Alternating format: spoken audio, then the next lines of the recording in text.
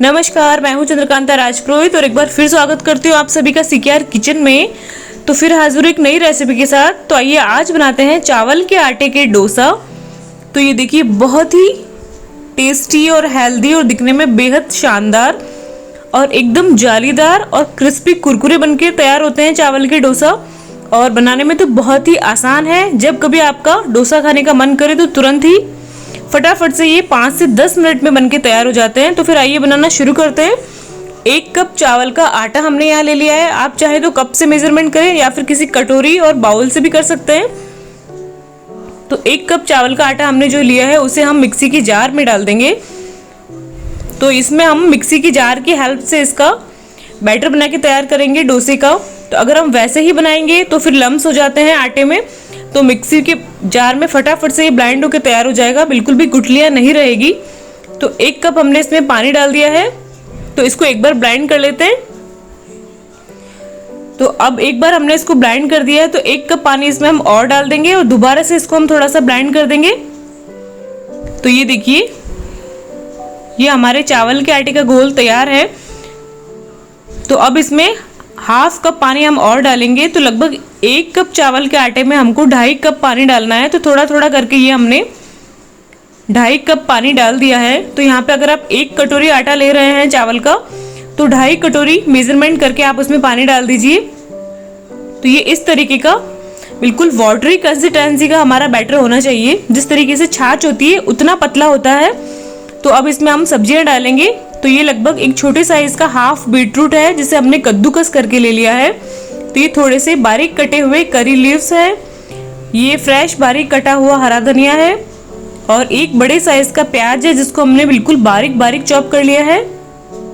2 बारीक कटी हुई हरी मिर्च है। एक छोटा टुकड़ा अदरक का कद्दूकस कर लिया है हमने। तो ये सारी सब्जियां इसमें डाल देंगे। तो अगर आप चाहें तो इसमें गाजर को भी डाल सकते हैं कद्दूकस करके। पालक भी बिल्कुल बारीक बारीक धनिया की तरह चॉप करके इसमें पालक ऐड कर सकते हैं। तो अब हम डाल देंगे इसमें ये काली मिर्च, 1 चम्मच जीरा और टेस्ट के हिसाब से सॉल्ट। तो काली मिर्च को आप फ्रेश ही कूट के डालें तो ज़्यादा अच्छा इसमें टेस्ट आएगा। तो ये लगभग 1 छोटी चम्मच के करीब हमने काली मिर्च ले ली थी। तो अब सभी सामग्री को अच्छे तरीके से हम बैटर में मिला लेंगे। तो ये बहुत ही अच्छा तरीका है बच्चों को हरी सब्जियां खिलाने का। बच्चे अक्सर हरी सब्जियां बिल्कुल नहीं खाते, लेकिन बच्चों को डोसे बहुत ही ज़्यादा पसंद होते हैं। तो इस तरीके से आप बिल्कुल बारीक बारीक कद्दूकस करके सब्जियां इसमें खूब सारी मिला सकते हैं। तो अब हम डोसा बनाना शुरू करते हैं। तो ये हमने नॉन स्टिक डोसा पैन ले लिया है। उसको हम पहले ऑयल से ग्रीस कर लेंगे। तो तवा हमारा मीडियम गर्म हो चुका है। तो अब हमने इसको ऑयल से ग्रीस कर लिया है। तवे को बहुत ज़्यादा हाई गर्म नहीं करना है। तो अब डोसा बैटर को एक बार अच्छे तरीके से हम मिक्स कर लेंगे। डोसा बनाने से पहले मिक्स करना बहुत ज़रूरी है क्योंकि जो आटा है वो तले में बैठ जाता है। तो अब 1-1 चम्मच भर के हम इसमें तवे के चारों तरफ हम ये घोल फैलाते जाएंगे। तो चावल के आटे का जो डोसा है वो फैलाना बहुत ही आसान है। बस तवे के चारों तरफ आप 1-1 चम्मच घोल लें डोसे का और फैलाते जाएं। और अब हम तवे को थोड़ा सा उठा के घुमा लेंगे ताकि अगर थोड़ी सी कहीं पे भी जगह खाली रह जाती है तो ये एकदम इक्वल डोसा हमारा फैल के तैयार हो जाए।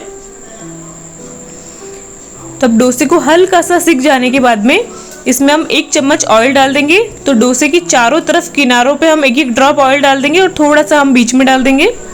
बहुत ज़्यादा इसमें आपको ऑयल डालने की ज़रूरत नहीं है, बस 1 छोटी चम्मच ऑयल इसमें काफ़ी है। तो आप चाहें तो ऑयल की जगह पे आप घी का भी यूज़ कर सकते हैं। तो अब हम डोसे को सिकने देंगे मीडियम फ्लेम पर। तो यहाँ पे थोड़ा सा बीच बीच में 1-2 बार हम तवे को उठा के थोड़ा सा साइड में घुमाते हुए सेक लेंगे। तो उससे क्या होगा, जो डोसे का साइड है वो बहुत ही अच्छे तरीके से सिक जाएगा। क्योंकि अक्सर क्या होता है कि गैस का जो फ्लेम है वो सेंटर में ज़्यादा लगता है तो बीच में से फटाफट से डोसा सिक जाता है और साइड से सिकने में थोड़ा टाइम लेता है।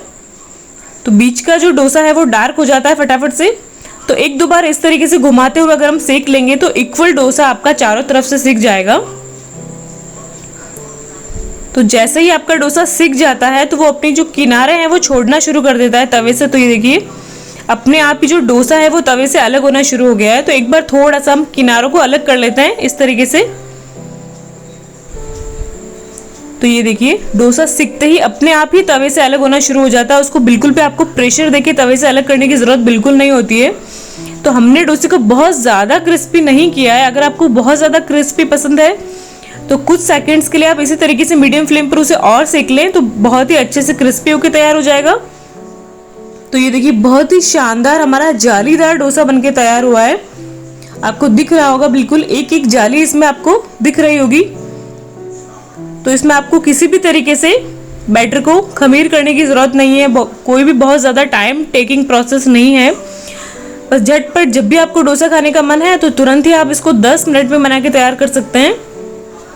तो आप चाहें तो इसके बीच में चीज़, पनीर या फिर आलू, किसी भी तरीके की जो आपके बच्चों को पसंद है उसके आप स्टफिंग बना के डाल सकते हैं। तो आपका स्टफ डोसा बनके तैयार हो जाएगा। और वैसे भी इसमें हमने सब्जियों का यूज़ किया है तो ये अपने आप में ही बहुत टेस्टी है। तो ये एक डोसा हमने थोड़ा सा क्रिस्पी बना के तैयार किया है। तो ये देखिए थोड़ा सा और सेकेंगे तो ये इस तरीके से क्रिस्पी होके तैयार हो जाएगा।